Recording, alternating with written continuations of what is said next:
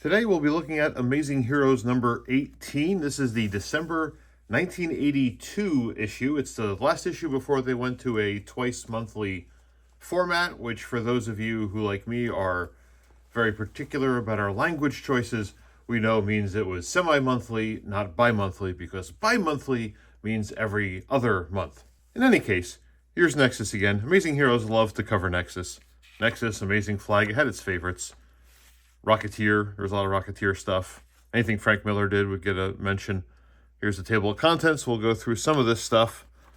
Let's skip ahead to the Amazing Heroes newsline because this one has a fascinating note from Marvel Comics over here. It's a seemingly very meaningless little paragraph, but something really jumps out at me. The new Mantis series, which goes on sale in September of 1983, so that's already a year ahead of time they're talking about this book, is being written by Denny O'Neil. Okay, that's good. We're good so far. A possible choice for the artist, according to assistant editor Jim Owsley, is Bill Sienkiewicz. I'm trying to picture a world in which a book that's coming out next year is being hyped or teased in the fanzines or on the websites with names of artists who may or may not draw it. I can't imagine a world in which we're like, well, we think, we're going to have Dan Jurgens draw it, we think. We haven't told him yet. Don't let him know. Put it in the magazine if you like, but he'll probably be available by then. That'll be fine. And don't get me wrong, I know behind the scenes, especially these days where Marvel and DC like to sort of shape their creators' careers as part of their own company, they often have long-term plans. And these days especially, no artist lasts longer than 6 issues on a book before they reboot them and have a new number 1 and all that stuff. So this stuff could be planned out.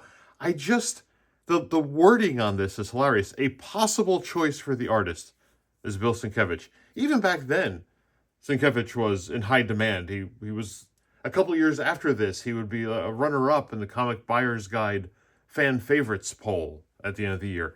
So I guess, I don't know, maybe they're crossing their fingers and hoping he'd join. I don't know. And someone else will have to let me know, leave a comment below, if you will.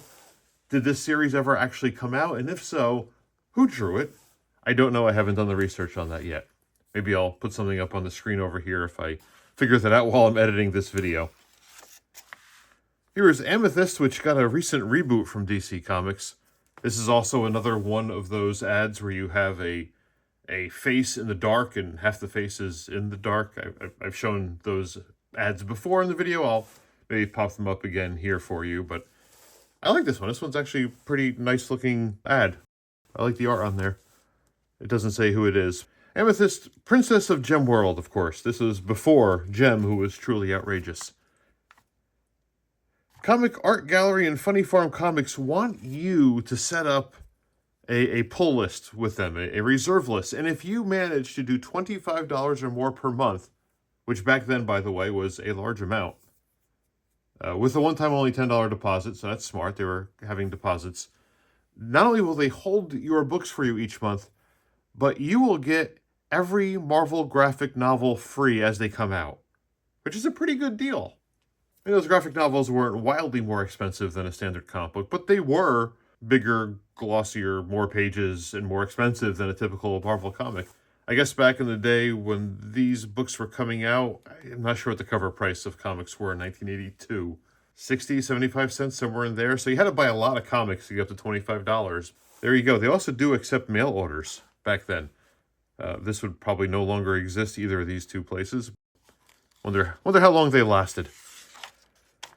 Here's another one of the Amazing Heroes Hero Spotlight thing where they talk about a history of a given character.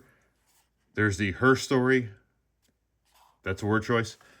And they have a couple really nice pieces of art to go along with it here. Here's Jaime Hernandez in 1982 drawing Supergirl. That looks really cool, really clean. I don't know who this is. There's no credit given, and I can't read that handwriting. So I don't know if that's a fan art or an actual, DC Comics professional at the time. But this, again, was at a time in 1982 when the history wasn't so deep that you could cover the entire history of a character in a couple of parts across a few pages and be done with it. This does go on for a few pages. There's some more ads. I'll just skip ahead. Also, and along those same lines, this was a multi-part series. They're going in alphabetical order, so it did take up a lot of space. However, the thought that you could do a complete guide to Marvel reprints in something less than a 500-page book at this point seems utterly crazy. But at this time, in December 1982, they were doing this ongoing series where they had a checklist of all the reprinted stories across Marvel Comics from, I'm guessing, about 1960 or so up to the current day at this point. So here you go. If you want to read an Incredible Hulk issue, Incredible Hulk number 122 was reprinted in Marvel Superheroes number 74. Or at least 2 pages of it was, I guess. I don't know. I didn't get too deep into reading what this was all about. I don't care. But there it is. Here's the art of Jim Fitzpatrick. Whoever he was, I guess he's some sort of fantasy artist. But hey, at least it's not a portfolio. I never got an answer, by the way. If anyone knows whatever happened to portfolios and why they eventually went away, leave a comment below also. This is the Starhawks comic strips from Archie Goodwin and Gil Kane. And I think that's really about it for this issue, to be honest. There wasn't too much that excited me or got me going to want to rip this thing open and have a fun time with it. We had a few things. Here's what was coming up in Amazing Heroes. As they were going to the twice monthly schedule, they had a whole bunch of issues lined up and ready to go. Good for them. They made it work.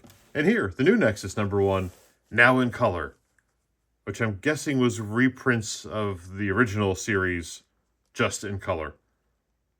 But here you go. You could sign up and get Nexus 1 through 6 mailed flat, by the way. That's very nice of them. They mailed it. They didn't circle them up. They didn't, curl them up like this and stuff it in your mailbox. Sorry, several of you just screamed. I apologize for that. Mailing flat's a good way to go. And remember, as we learned in a previous video from Amazing Heroes, if someone sends you something in mail order that you didn't order, you can keep it and not pay for it. What a beautiful system. In any case, that's Amazing Heroes number 18, December 1982.